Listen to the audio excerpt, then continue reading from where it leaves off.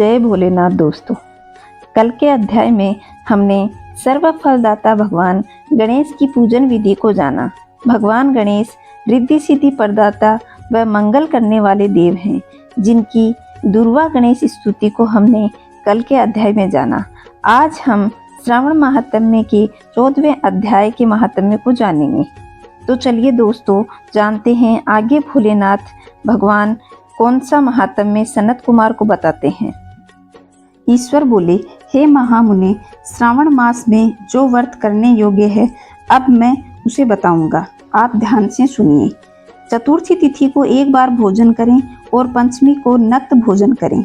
स्वर्ण, चांदी, काठ अथवा मिट्टी का 5 फणों वाला सुंदर नाग बना करके पंचमी के दिन उस नाग की भक्ति पूर्वक पूजा करनी चाहिए।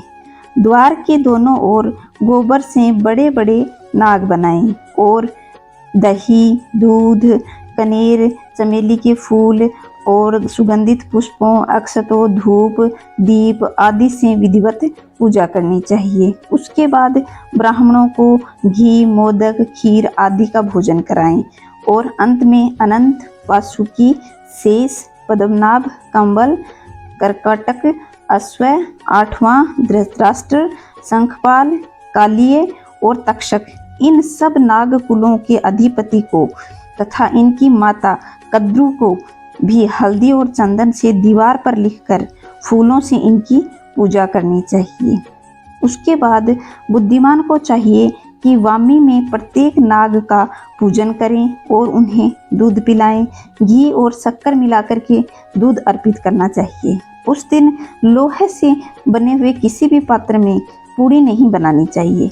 नैवेद्य के लिए दूध, पायस आदि चढ़ाना चाहिए। भुने हुए चने व धान का लावा तथा जो सर्प को अर्पित करने चाहिए तथा स्वयं भी ग्रहण करने चाहिए।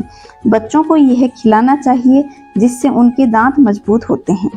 सांप की बांबी के पास श्रृंगार युक्त स्त्रियां गान और वादन करना चाहिए।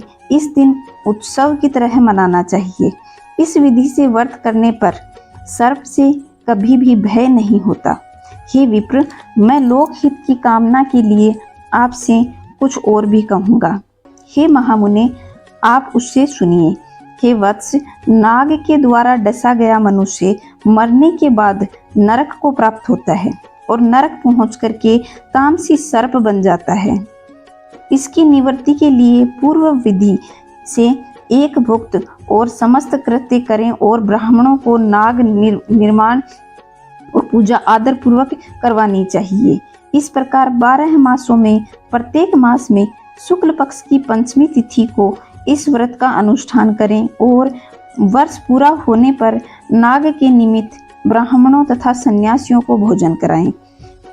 दान करते समय मनुष्य को भगवान नारायण का स्मरण करते हुए कहना चाहिए कि हे गोविंद, मेरे कुल में अगर कोई व्यक्ति सर्प दंश से नरक को प्राप्त हुआ है, वे मेरे द्वारा किए गए इस व्रत से मुक्त हो जाएं।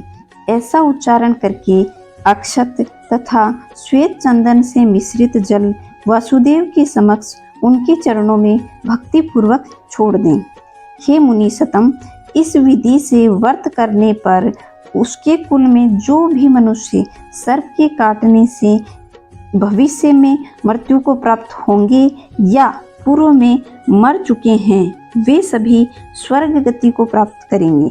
साथ ही कुल नंदन, इस विधि से व्रत करने वाला अपने सभी वंशजों का उद्धार करके अप्सराओं सेवित शिव सानिध्य प्राप्त करता है।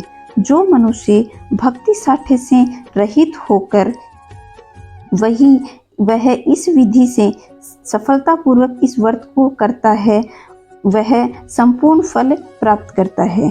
जो लोग शुक्ल पक्ष की सभी पंचमी तिथियों को में नक्त व्रत करते हैं और भक्ति संपन्न होकर पुष्प आदि उपहारों से सौभाग्यशाली नाग का पूजन करते हैं, उनके घरों में मणियों की किरणों से विभूषित अंगों वाले सर्प उन्हें अभय देने वाले होते हैं और उनके ऊपर प्रसन्न रहते हैं। जो ब्राह्मण गृहदान का प्रतिहित करता है, वे घोर यातना भोग कर अंत में सर्प योनि को प्राप्त करते हैं। हे मुनीसतम, जो मनुष्य भी नाग हत्या के कारण इस लोक में मृत संतानों वाला और पुत्रहीन होता है, जो कोई मनुष्य स्त्री के प्रति कार्पण्यता करता है वह भी सर्प योनि में जाता है। कुछ लोग धरोहर रख करके उसे भी ग्रहण कर लेते हैं, अथवा मिथ्या भाषण के कारण सर्प होते हैं, अथवा अन्य कारणों से भी मनुष्य सर्प योनि में जा सकता है। उन सभी के प्रायश्चित के लिए यह उत्तम उपाय कहा गया है। यदि कोई मनुष्य वित्त साठ्य होकर विधि पूर्वक पंचमी के नाग पंचमी को व्रत करता है, उनका कल्याण के लिए सभी नागों के अधिपति शेषनाग तथा वासुकी हाथ जोड़कर प्रभु श्री हरि से तथा सदा शिव से प्रार्थना करते हैं, तब शेष और वासुकी की प्रार्थना से प्रसन्न होकर परमेश्वर शिव तथा विष्णु उस व्यक्ति के सभी मनोरथ पूर्ण कर देते हैं। वह नागलोक में अनेक प्रकार के विपुल सुखों को भोग कर अंत में वैकुंठ तथा कैलाश में जाकर शिव तथा विष्णु का गण बनकर परम सुख प्राप्त करता है। हे वत्स, मैंने आपसे नाग के इस पंचमी का व्रत का वर्णन किया। इसके बाद अब आप कौन सा व्रत सुनना चाहेंगे वह मुझे बताइए। इस प्रकार दोस्तों, आज की वीडियो में हमने नाग पंचमी की पूजा विधि के बारे में जाना। प्रार्थना करती हूँ कि नाग देवता किसी भी जनमानस को हानि ना पहुँचाएं। अगर आपको ये वीडियो पसंद आया हो तो लाइक, शेयर और सब्सक्राइब ज़रूर करें। दोस्तों, आपके सब्सक्राइब करने से हमें मोटिवेशन मिलता है और हम आगे की वीडियो बनाते हैं, तो इसलिए इस वीडियो को सब्सक्राइब ज़रूर करें, लाइक करें और कमेंट में आपको जो भी वीडियो देखना है वह मुझे कहें, मैं आपके लिए वो वीडियो ज़रूर बनाऊंगी। जय भोलेनाथ दोस्तों।